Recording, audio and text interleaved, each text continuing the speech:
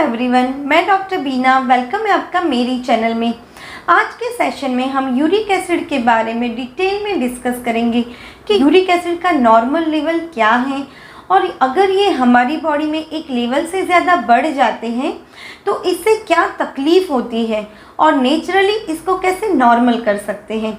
Uric acid हमारी body के अंदर ही बनता है। प्यूरिन नामक एमाइनो एसिड के ब्रेकडाउन से uric acid as a waste product बनता है जो बाद में ब्लड में डिज़ोल्व होके किडनी के थ्रू यूरिन के द्वारा बाहर निकल जाता है। हमारे ब्लड में यूरिक एसिड का नॉर्मल लेवल 3.5 to 7 मिलीग्राम पर डीएल है, बट एक नॉर्मल लेवल से ज़्यादा अगर यूरिक एसिड का प्रमाण हमारे शरीर में बढ़ जाता है तो ये काफ़ी कुछ तकलीफ़ क्रिएट कर सकता है। या तो आपकी किडनी यूरिक एसिड को अच्छे से आपकी बॉडी के बाहर नहीं निकाल रही है या फिर आप बहुत ज़्यादा प्यूरिन रिच फूड खा रहे हो जिससे यूरिक एसिड का प्रमाण आपकी बॉडी में बढ़ रहा है।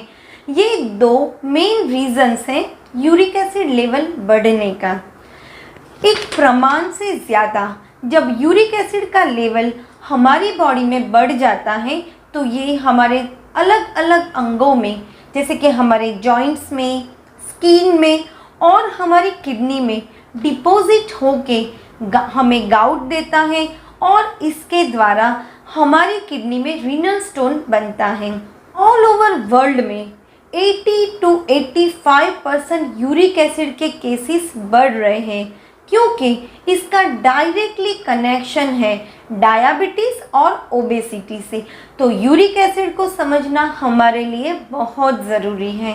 ये ज़रूरी नहीं है कि जिन लोगों का यूरिक एसिड लेवल ज़्यादा हो उनको कोई तकलीफ़ होती है। इसको एसिम्प्टोमेटिक हाइपरयूरेसेमिया बोलते हैं, बट अगर ये कंटिन्यूअस रहता है तो इन फ्यूचर आपको गाउट या रीनल स्टोन होने के चांसेस बहुत ज़्यादा बढ़ जाते हैं। यूरिक एसिड से होने वाले गाउट बहुत ज़्यादा तकलीफ़ कारक होते हैं। ये हमारे छोटे छोटे जॉइंट्स में यूरिक एसिड को डिपॉजिट करके उन जॉइंट मूवमेंट्स को पेनफुल बना देते हैं, वहाँ पे रेडनेस और स्वेलिंग कर देते हैं। कभी कभी गाउट की वजह से आपके उस पार्ट की परमानेंट मूवमेंट बंद हो जाती है। गाउट जनरली दो प्रकार के होते हैं, acute gout and chronic gout. Acute gout में ओवरनाइट ही आपके बिग टोज में रेडनेस, स्वेलिंग एंड पेन आ जाता है जो जनरली नॉर्मल मेडिकेशन से रिजॉल्व हो जाता है। बट अगर ये आपको बार बार हो रहा है तो ये आपके जॉइंट्स को परमानेंट डैमेज कर सकता है।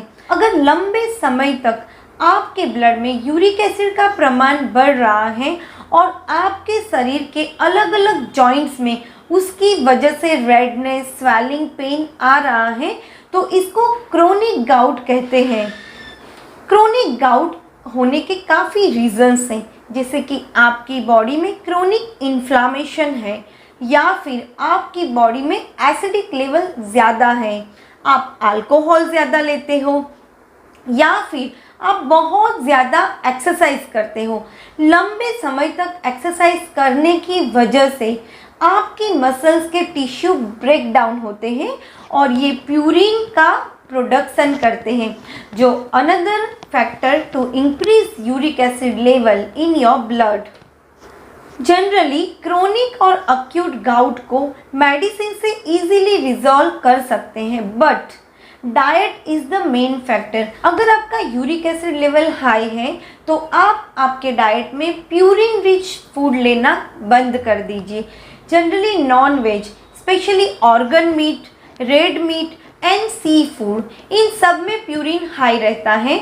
कैफीन और कॉफ़ी, उनका लंबे समय तक इंटेक आपकी बॉडी में प्यूरिन का लेवल बढ़ा सकता है। वैसे ही अल्कोहल, इन सब चीज़ों को हो सके उतना अपने डाइट में कम कीजिए। जनरली फ्रुक्टोज से भी हमारी बॉडी में प्यूरिन लेवल हाई होता है जो अगर आप आर्टिफिशियल फॉर्म में लेते हो, जैसे कि आप जूसेस में, आर्टिफिशियल स्वीटनर्स में और कोल्ड ड्रिंक्स के द्वारा अगर फ्रुक्टोज आपके शरीर में जाता है तो ये आपके प्यूरिन लेवल को हाई करता है। तो हो सके इतना इन सब चीज़ों पे कंट्रोल कीजिए। अगर आप वेजिटेरियन हो और आप आपके मिलेट्स, दाल, राजमा, चना ये सब ले रहे हो तो आपको इनको बंद करने की कोई ज़रूरत नहीं है, क्योंकि ये देखा गया है कि वेजिटेरियन प्रोटीन से प्यूरिन ज़्यादा बढ़ता नहीं है। आपको आपका ब्लड प्रेशर, डायबिटीज़ और ओबेसिटी को कंट्रोल करना बहुत ज़रूरी है। सो यहाँ पे मैंने आपके साथ वो सारे पॉइंट्स शेयर किए हैं कि जो आपके बढ़े हुए यूरिक एसिड लेवल को नॉर्मल करने में हेल्पफुल रह सकते हैं। सो इसको लेके अगर आपके कोई सजेशंस या क्वेरीज हो तो मुझे कमेंट बॉक्स में ज़रूर लिखिए। और आपको आज का सेशन हेल्पफुल लगा हो तो इसको लाइक और शेयर ज़रूर कीजिए और हेल्थ टिप्स में अपडेट रहने के लिए मेरी चैनल को सब्सक्राइब कीजिए। Thank you.